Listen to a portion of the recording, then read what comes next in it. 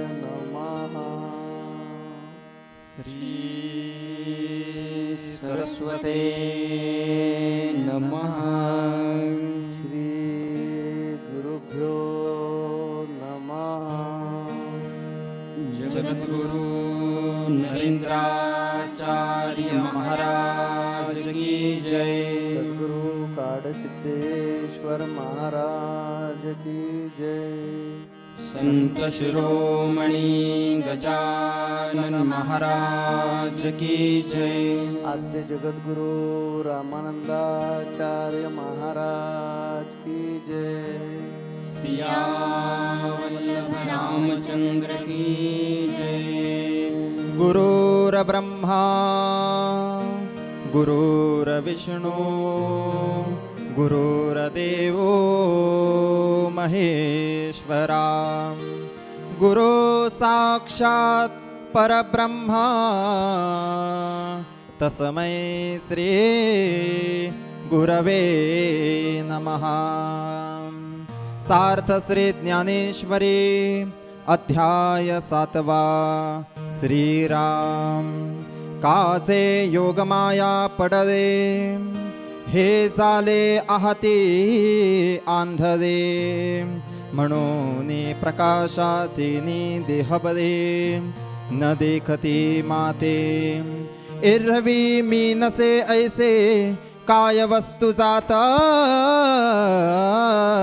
असे, पाहे पाकवण जरसे, रहित आहे, पवनो कवनांते न शिवेची, आकाशकेन समायेची, हे असो एकुमची विश्वी आहे, एते भूतेचिये अतीतले, तिये मीची होनी ठेली, आणि वर्तत आहते जेंतुली, तेही मीची, का भविष्यमाणे जियेही, तेहे मज वेगळे नाही, हा बोलचे एरवे काही, होयना जाय, दोराचिया सापासी डोंबा बडियाना, गभाला ऐसे, संख्या न करवे कुण्हासे, तेवे भूतांसी मिथ्यत्वे, पुंडले कवरदे,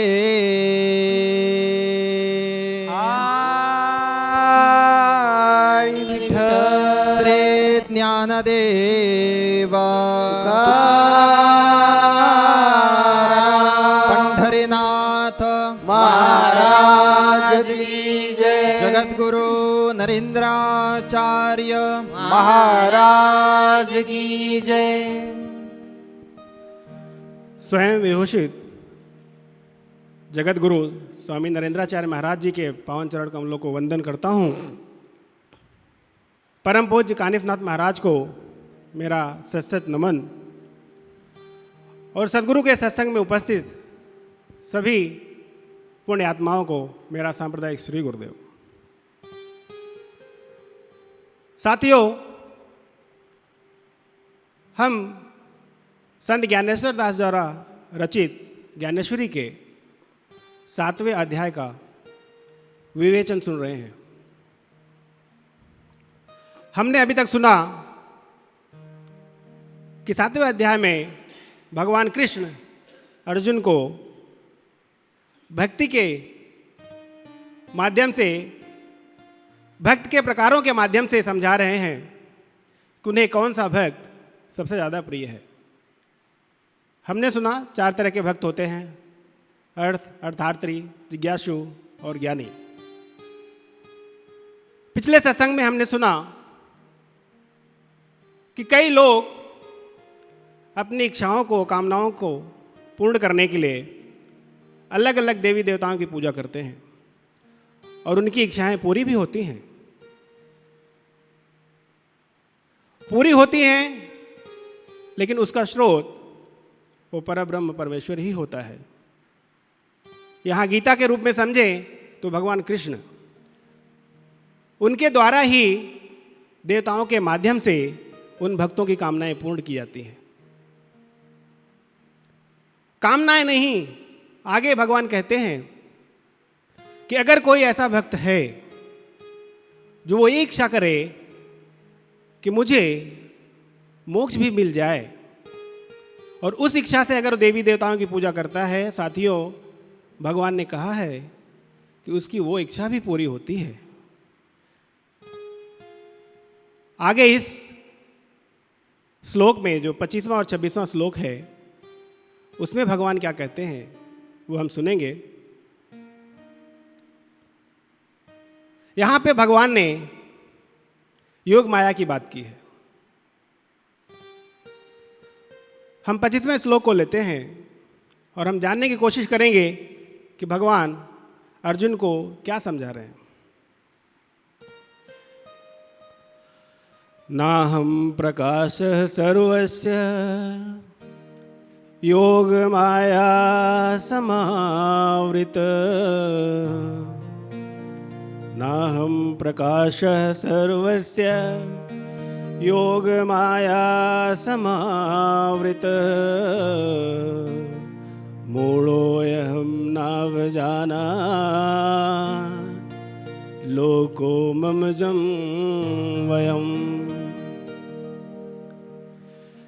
इस श्लोक का मतलब है कि भगवान कह रहे हैं कि हे अर्जुन,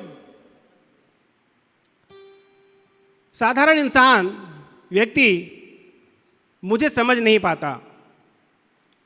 मुझे साधारण जन्म लेने वाला और मरने वाला एक इंसान समझता है। उसकी वजह पता क्या है? योग माया, जिसकी निर्मिति मैंने खुद ही की है। हमने सुना कि संसार में, इस प्रकृति में हम जो कुछ भी देखते हैं, ब्रह्मांड में जो कुछ भी हुआ है, वो सिर्फ और सिर्फ परब्रह्म के माध्यम से हुआ है। उन्हीं से पैदा होता है और उन्हीं में विलीन हो जाता है। तो योग माया भी भगवान ने बनाया, और उस योग माया का पर्दा उन्होंने रख दिया है अपने और इस सांसारिक जीव के बीच में। इसीलिए उस माया की वजह से लोग समझ नहीं पाते हैं, हमें साधारण इंसान समझते हैं। दोस्तों, हमने देखा है, इसका जागृत उदाहरण देखा है समाज में। जब जब भी वो ईश्वर मानव शरीर लेकर इस धरती पे आया, हमने स्वीकार नहीं किया।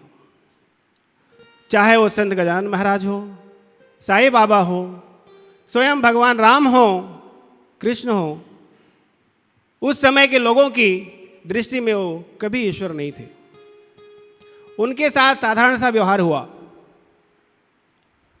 भगवान राम जब अपनी पत्नी सीता के वियोग में जंगल जंगल भटक रहे थे, भटक ही नहीं बल्कि वो तो रो भी रहे थे, बिलख रहे थे, पशु पंक्षियों से पूछ रहे थे कि सीता कहाँ है, सीता कहाँ है।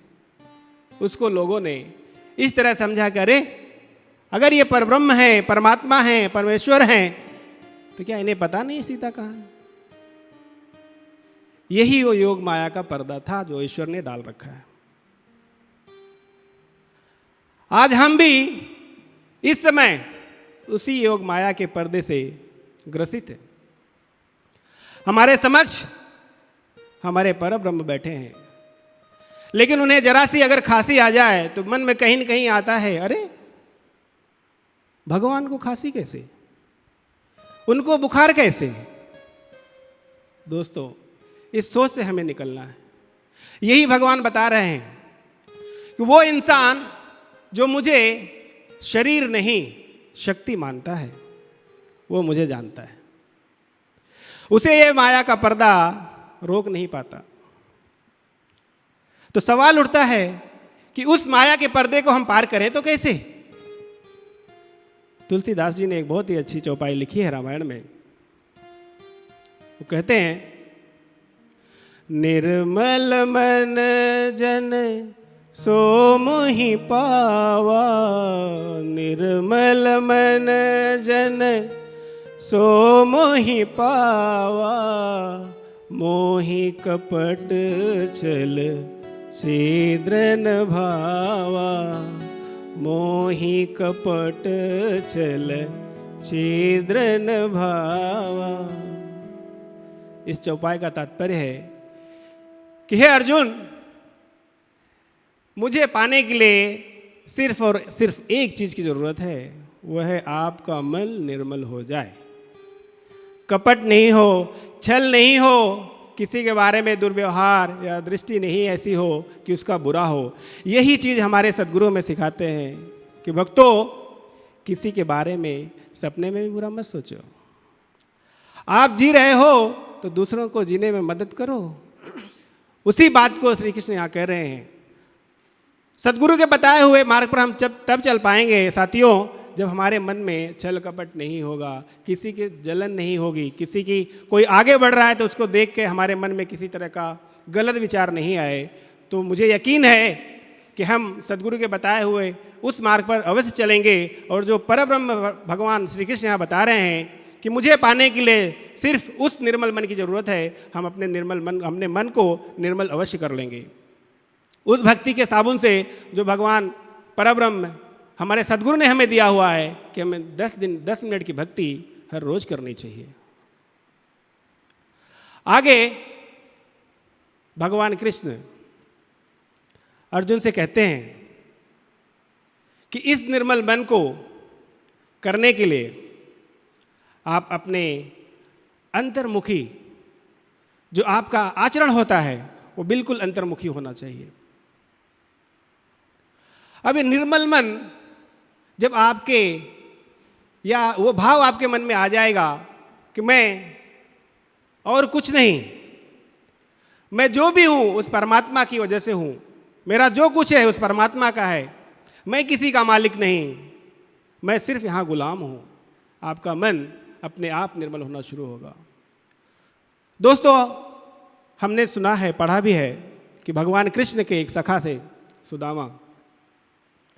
अगर आप देखो तो सुदामा, राधा, मीरा, इन सब ने, इनके अंदर ऐसी क्या चीज थी जो आज भी उनका नाम अमर हो चुका है? उन्होंने उस परब्रह्म का दर्शन किया। क्या उनके पास ढेर सारी दौलत थी जो उन्होंने दिया? नहीं, उनका मन एकदम निर्मल था। उनको और कुछ नहीं चाहिए था, उनको ईश्वर से नहीं, ईश्वर ही चाहिए था।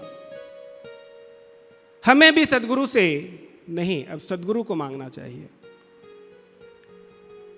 सुदामा जो भगवान कृष्ण के साथ बचपन से उनके बहुत ही घनिष्ठ मित्र थे, उनके साथ उन्होंने मक्खन की चोरी की, डांट खाई, मार खाया, फिर भी जब भगवान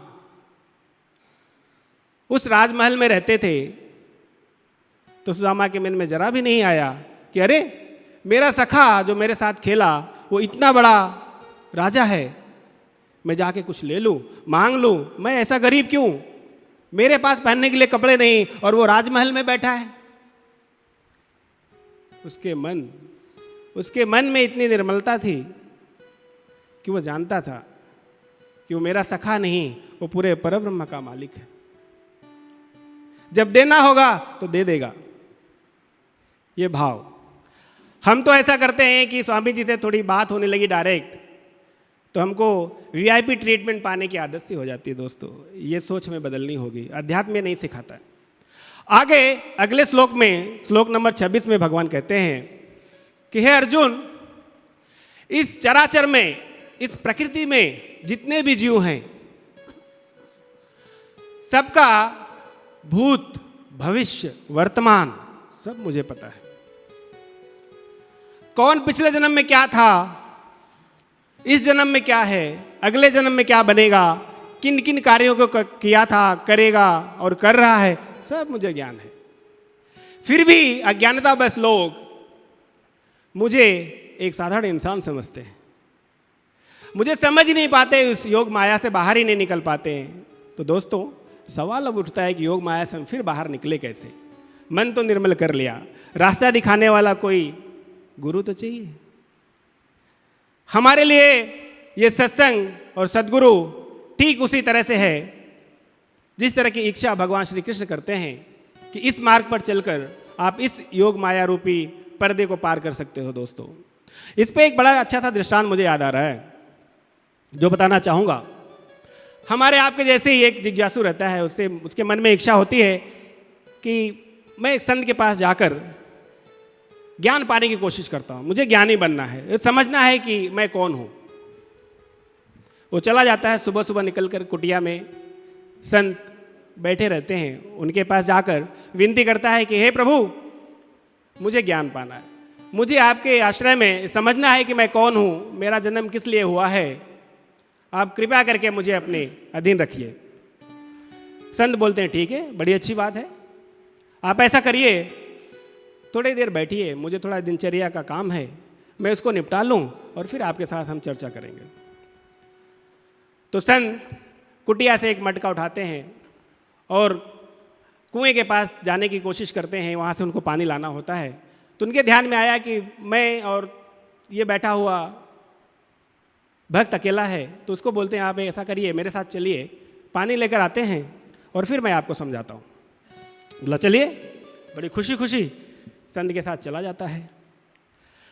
संत जाते हैं, कुएं से पानी निकालते हैं और बगल में रखे हुए एक ड्रम में पानी डाल देते हैं। फिर पानी कुएं से निकालते हैं, फिर डाल देते हैं। ये क्रिया वो कई बार करते हैं और ड्रम में पानी डालते हैं और पानी ड्रम से बाहर निकल जाता है, क्योंकि ड्रम के नीचे तला नहीं होता है। लेकिन वो अपनी क्रिया को करते रहते हैं, उसको रोकते नहीं हैं। और ये हमारे आपके जैसा जिज्ञासु व्यक्ति भक्त खड़ा होकर बड़े ध्यान से देख रहा है, 2-4 बार वो क्रिया करते हुए देखता है और उसको दिख रहा होता है कि पानी तो बाहर जा रहा है, फिर भी ये संत महाराज वही काम किए जा रहे हैं। वो उनको बोलता नहीं, उनको कुछ मन में सोचता है कि अरे मुझे लगता है मैं आकर कहीं फंस गया। अब ऐसे संत हैं, ऐसे ज्ञानी हैं जिन्हें ये समझ नहीं आ रहा है कि ये ड्रम टूटा हुआ है, इसमें तला ही नहीं है, इसमें पानी डालकर पानी का संग्रह कैसे करेंगे, ये हमें ज्ञान क्या देंगे। और वो मन में सोचते हुए वहाँ से वो चला जाता है और जैसे ही वो जाता है संत अपनी कुटिया में वापस आ जाते हैं। ये घर पे जाता है, बैठा रहता है, इसके मन में विचार आता है मैंने कुछ तो गलत किया। वो सोचने लगता है कि मेरे जैसा साधारण व्यक्ति अगर इस चीज को देख और समझ सकता है कि उस ड्रम में तल नहीं है, उसमें पानी डालने से उसका क्या परिणाम होगा, तो तथाकथित जो संत हैं जिन्हें लोग मानते हैं, क्या उनको ये समझ नहीं आया होगा? जरूर कुछ तो गलत है। सोचता नहीं मुझे जाके उनसे पूछना है। गलत नहीं, गड़बड़ है, गड़बड़ है, मैं जाके उनसे पूछूंगा। तो वो फिर घर से निकल जाता है और संत के पास आता है, बोलता महाराज मेरे मन में एक शंका है। बोलते पुत्र बोलो। बोलो आपने वो ड्रम में पानी डाला, उसमें तला नहीं था, क्या आपको समझा नहीं? बोले बेटा अब तुम ज्ञान पाने के लायक हो गए, क्योंकि मेरे पास अब से हजारों लोग आए हैं, लाखों लोग आके चले गए और मैं यही क्रिया सबके साथ करता हूं। तू पहला व्यक्ति है जो पूछने के लिए वापस आया है, मतलब तेरे मन में वो प्यास जगी है। दोस्तों जब तक प्यास नहीं लगती पानी का महत्व नहीं, जब तक श्रद्धा नहीं तब तक भक्ति की कोई कीमत नहीं। जब तक मन चंचल है हमारा तब तक हम उस परमात्मा को समझ ही नहीं सकते, उसे एक साधारण व्यक्ति के रूप में देखेंगे, वो शक्ति का एहसास हम कर ही नहीं सकते। यही चीज भगवान कृष्ण इन दोनों श्लोकों के माध्यम से संत ज्ञानेश्वर जी महाराज हम जैसे सांसारिक प्राणियों को समझा रहे हैं कि हे भक्तों, आप अपने मन को, अपनी श्रद्धा को एक पूर्ण समर्पण के साथ अपने पर ब्रह्म रूपी सदगुरु के चरणों में समर्पित करिए। फिर आप देखिए आपका ये लोग वो लोग सारे लोग आपके सुधर जाएंगे। आपको मोक्ष इसी जन्म में मिल सकता है। आप मोक्ष के भागीदार हो, बशर्ते आप उस मार्ग पर चलिए जो मार्ग अब इस समय भगवान कृष्ण अर्जुन को समझा रहे हैं। भगवान कृष्ण अर्जुन को आर्त भक्त के बारे में समझा रहा है ना।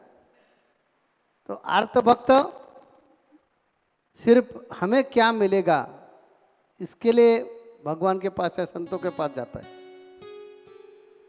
उनको भगवान नहीं चाहिए, भगवान से क्या मिलेगा ये पाने के लिए वो जाता है। यानी इच्छा अपेक्षा मन में लेकर जाता है। तो भगवान कृष्ण अर्जुन को कहता है कि ऐसा इच्छा आकांक्षा में जो फंसा हुआ आदमी है उनके अंतःकरण में तो अहंकार है, क्योंकि उत्पत्ति अहंकार, बुद्धि और मन, आकाश, पृथ्वी, अग्नि, पानी यानी जल, ऐसे 5 वो तत्व और 3 गुण, ऐसे अष्टधा प्रकृति से इंसान निर्माण हुआ है। तो उनके मन में रस, तम, सत्व और पंच तत्व तो अपेक्षा ही रहेगी। इसलिए तो आर्त भक्त है हमारा।